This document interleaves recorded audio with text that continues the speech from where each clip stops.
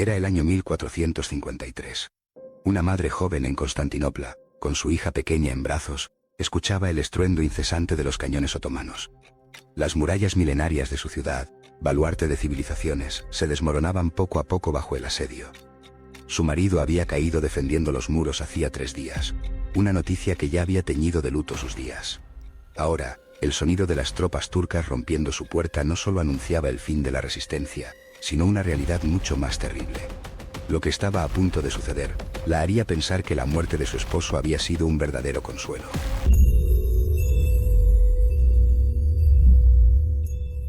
Durante más de 6 siglos, el Imperio Otomano expandió sus fronteras, cubriendo territorios que se extendían por 3 continentes. Desde las majestuosas puertas de Viena, en Europa, hasta los calurosos desiertos de Yemen, en Oriente Medio, su dominio fue vasto y duradero. A este imperio se le recuerda por sus impresionantes obras de arquitectura, como la famosa Mezquita Azul, por sus brillantes estrategias militares que cambiaron el curso de batallas, y por una sucesión de sultanes que dejaron una huella imborrable en la historia. Pero detrás de esa grandeza, oculta en los archivos polvorientos, se esconde otra historia. Un lado de la expansión otomana que los historiadores, hasta hace poco, apenas habían explorado. Nos referimos a un enfoque sistemático de la conquista, una política que convirtió los aspectos más íntimos de la existencia humana en un arma. Esto no fue un simple daño colateral de la guerra, sino una estrategia cuidadosamente diseñada. Para entender esto, debemos examinar qué ocurría realmente cuando las fuerzas otomanas lograban una victoria decisiva. Cuando un ejército otomano conseguía romper las defensas enemigas, se ponía en marcha un proceso meticulosamente orquestado.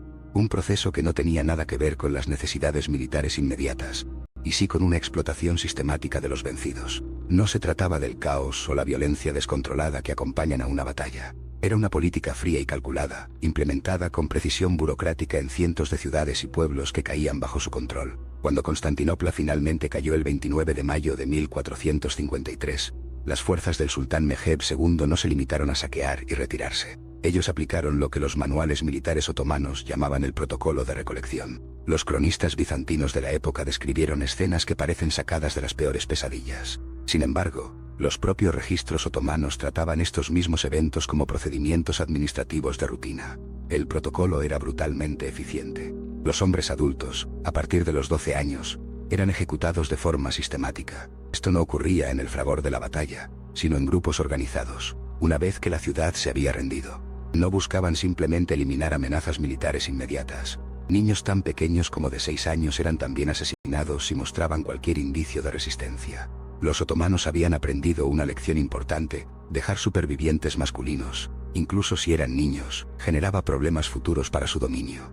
Pero la muerte era un destino reservado principalmente para los hombres. Las mujeres y las niñas, en cambio, se enfrentaban a algo que muchos considerarían mucho peor: la ley militar otomana, codificada en documentos que aún sobreviven en los archivos turcos, establecía procedimientos claros para lo que ellos llamaban procesamiento de la población. Las mujeres eran separadas de inmediato en distintas categorías. Su edad, su condición física y el valor que se les percibía dictaban su destino. Esta clasificación se realizaba en las plazas públicas, a menudo con el telón de fondo de iglesias incendiadas y edificios civiles demolidos. Esto aseguraba un impacto psicológico máximo, tanto en las víctimas como en la población que aún permanecía en el lugar. La primera categoría, y la más valiosa, estaba compuesta por mujeres jóvenes, de entre 14 y 25 años aproximadamente. Los registros otomanos de la conquista de Constantinopla mencionan 4.200 mujeres en este grupo. A cada una se le asignaba una designación numérica y un valor de mercado estimado. No eran estadísticas abstractas, eran seres humanos reducidos a meros artículos de inventario, registrados en libros de contabilidad que las trataban como si fueran ganado. Una segunda categoría incluía a las mujeres de entre 25 y 40 años. A ellas se las consideraba aptas para trabajos manuales, pero se entendía que ya habían superado su mejor momento para otros fines. Finalmente, las mujeres mayores de 40 años se enfrentaban a la ejecución inmediata. Compartían este destino con los hombres considerados demasiado viejos para justificar el gasto de alimentarlos y transportarlos. Los niños representaban una oportunidad especial para el imperio. Los niños varones menores de 6 años eran apartados para el sistema de Psirme, el programa imperial para la conversión cultural y religiosa de jóvenes. Sin embargo, las niñas menores de 12 años entraban en lo que los documentos otomanos llamaban eufemísticamente programas de formación. Estos programas estaban diseñados para prepararlas para roles específicos dentro de la jerarquía imperial. La guerra psicológica que implicaban estos procedimientos estaba tan planificada como cualquier campaña militar. Las familias eran obligadas a presenciar el proceso de clasificación. Madres observaban cómo sus hijas eran asignadas a diferentes categorías, sabiendo que jamás volverían a verlas. Los otomanos entendieron que este trauma psicológico se extendería por toda la población que quedaba, haciendo mucho menos probable cualquier resistencia futura. Los relatos de la época describen cómo los soldados otomanos separaban deliberadamente a las madres de sus bebés. No lo hacían por razones prácticas, sino para maximizar la angustia emocional. Los bebés que lloraban a menudo eran asesinados de inmediato. Esto no era tanto por crueldad hacia el niño, sino para demostrar un poder absoluto sobre sus madres. El mensaje era claro y escalofriante. Cualquier resistencia implicaba ver morir a sus hijos. La magnitud de lo que sucedió en Constantinopla nos sirve como un modelo para entender los patrones de conquista otomanos en todo su vasto imperio. En solo 48 horas tras la caída de la ciudad, se estima que unas 50.000 personas fueron procesadas bajo estas categorías. Alrededor de 12.000 mujeres y niñas fueron embarcadas en naves, con destino a los mercados de esclavos en Bursa, Ankara y otras ciudades otomanas importantes. Otras 8.000 fueron distribuidas entre el ejército conquistador como propiedad personal de los soldados. Pero la naturaleza sistemática de las prácticas otomanas se vuelve verdaderamente aterradora cuando examinamos sus métodos de documentación. El imperio mantenía registros detallados de todo esto.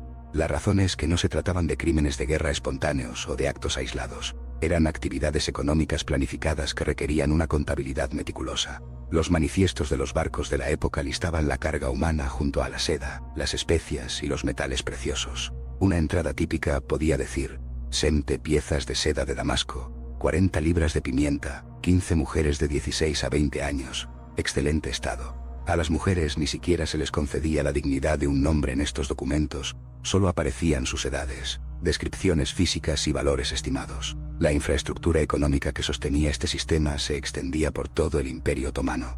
En las principales ciudades existían mercados especializados con secciones dedicadas al tráfico de personas. Allí se establecieron estructuras de precios que fluctuaban según la oferta y la demanda. Una joven mujer griega o serbia podía venderse por 20 o 30 piezas de plata en los mercados de Estambul, mientras que las mujeres africanas alcanzaban precios diferentes, dependiendo de su origen y características físicas. Los otomanos no inventaron la esclavitud, pero la industrializaron de una manera que imperios anteriores nunca habían logrado. Crearon procedimientos estandarizados para la captura, el transporte y la venta, que operaban con la eficiencia que hoy asociamos a las empresas modernas. Las facturas de venta, los recibos de transporte y los inventarios de mercado aún se conservan en los archivos otomanos. Documentan la miseria humana con la misma atención al detalle que se aplicaba a cualquier otra empresa comercial del imperio. Quizás lo más inquietante de este sistema es cómo generó su propio impulso. El éxito en las campañas militares otomanas no se medía solo en el territorio conquistado, sino también en el número de personas capturadas. Los comandantes recibían bonificaciones y recompensas en función de la cantidad y calidad de los prisioneros que tomaban. Esto generaba un fuerte incentivo para atacar a las poblaciones civiles, y no solo a las fuerzas militares enemigas. Las mujeres que sobrevivieron a la clasificación inicial se enfrentaron a largos viajes hacia diversos destinos por todo el imperio. Y cada uno de esos trayectos acarreaba sus propios horrores. Aquellas destinadas a los mercados de esclavos viajaban en barcos especialmente construidos, con bodegas diseñadas para el transporte de seres humanos. La evidencia arqueológica marítima ha revelado sistemas de ventilación, depósitos de agua y gestión de residuos, todo ello diseñado para mantener viva la carga humana durante viajes que podían durar semanas. Estos barcos eran prisiones flotantes, pero también se convirtieron en laboratorios para la deshumanización sistemática. A las mujeres se les despojaba de su ropa, sus nombres y cualquier posesión personal que pudiera recordarles su vida anterior. Se les asignaba un número, y se les entregaban prendas básicas que marcaban su condición de propiedad. Este proceso estaba diseñado para romper su resistencia psicológica incluso antes de que llegaran a sus destinos finales. Los registros otomanos indican que la tasa de mortalidad durante el transporte promediaba alrededor del 15%, una cifra que los administradores consideraban pérdidas aceptables, ya que veían la carga humana a través de cálculos puramente económicos. Las mujeres que morían durante el viaje simplemente eran arrojadas por la borda. Sus muertes se registraban en los libros de contabilidad, al lado de entradas sobre grano estropeado o mercancías dañadas. El enfoque del Imperio Otomano hacia las mujeres conquistadas revela un nivel de planificación sistemática que desafía gran parte de lo que pensamos saber sobre la guerra medieval. Esto no era una brutalidad sin sentido o un malentendido cultural. Era una política deliberada, implementada durante siglos, y a lo largo de continentes, diseñada para transformar a los seres humanos en mercancías, al mismo tiempo que aterrorizaba a poblaciones enteras para someterlas. Pero el verdadero horror no residía solo en lo que sucedía durante la conquista. Lo más perturbador era lo que venía después, cuando la explotación sistemática de las mujeres se convirtió en la base de la administración imperial otomana. El marco legal del imperio transformó la violación en matrimonio, el asesinato en justicia y la esclavitud en un mandato divino. Los códigos legales otomanos, conservados en archivos por toda Turquía, detallan procedimientos que legalizaban prácticamente cualquier forma de violencia sexual imaginable. No se trataba de aberraciones o violaciones de la ley. Eran la ley misma. El concepto de esposas de guerra se volvió central en la estrategia de expansión otomana. Cuando un guerrero caía en batalla contra las fuerzas otomanas, su viuda se convertía automáticamente en propiedad de quien lo había matado. Esto no era una mera tradición informal. Era una doctrina legal codificada, con procedimientos específicos para reclamar la propiedad. El proceso de reclamación requería 3 testigos, y debía realizarse dentro de las 72 horas posteriores a la muerte del marido. Pasado ese plazo, otros guerreros podían disputar la propiedad, lo que llevaba a peleas por las mujeres, como si fueran disputas por el ganado. La transformación de las mujeres conquistadas en esposas de guerra requería una destrucción sistemática de sus identidades anteriores. Sus nombres eran cambiados de inmediato, a menudo por versiones turcas que no guardaban ninguna semejanza con sus nombres de nacimiento. La conversión religiosa era obligatoria, impuesta a través de procedimientos que combinaban la tortura psicológica con la instrucción religiosa. El proceso de conversión incluía ceremonias públicas donde las mujeres eran obligadas a renunciar a su fe anterior.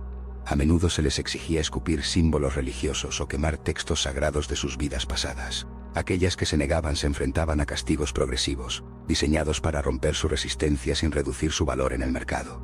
El imperio mantuvo centros de conversión en las principales ciudades, instalaciones diseñadas específicamente para procesar a las mujeres conquistadas. Las excavaciones arqueológicas en sitios de Bursa y Adrianópolis han revelado cimientos de edificios con cámaras especializadas, sistemas de drenaje y mecanismos de sujeción. Estos hallazgos dibujan una imagen de guerra psicológica a escala industrial. Estos centros funcionaron durante décadas, procesando a miles de mujeres a través de programas estandarizados diseñados para borrar la memoria cultural y reemplazarla con una sumisión completa.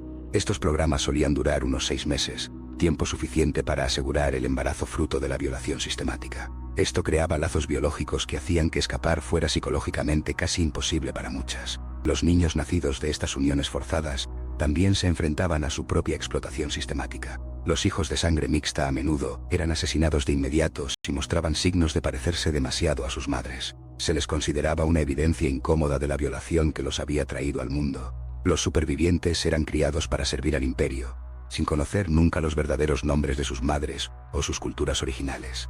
La guerra psicológica iba más allá de las víctimas individuales, extendiéndose a poblaciones enteras. Los otomanos publicaron deliberadamente el trato que daban a las mujeres conquistadas, difundiendo relatos detallados por los territorios que planeaban invadir. La reputación de violencia sexual sistemática se convirtió en un arma de conquista, a menudo más efectiva que cualquier tecnología militar. Muchos pueblos se rendían sin luchar, prefiriendo evitar que sus mujeres fueran sometidas a los documentados procedimientos otomanos. Los propios cronistas del imperio escribían con orgullo sobre ciudades que capitulaban inmediatamente al escuchar lo que les había sucedido a las mujeres en territorios previamente conquistados. La explotación sistemática de las mujeres conquistadas por el imperio otomano no fue una anomalía en la guerra medieval. Fue una estrategia deliberada que operó durante más de 6 siglos, documentada en los propios registros del imperio con una precisión burocrática. Estas prácticas moldearon las vidas de millones de personas, creando traumas culturales que persistieron durante generaciones. Nos recuerdan lo rápido que las sociedades, incluso las que se consideran civilizadas,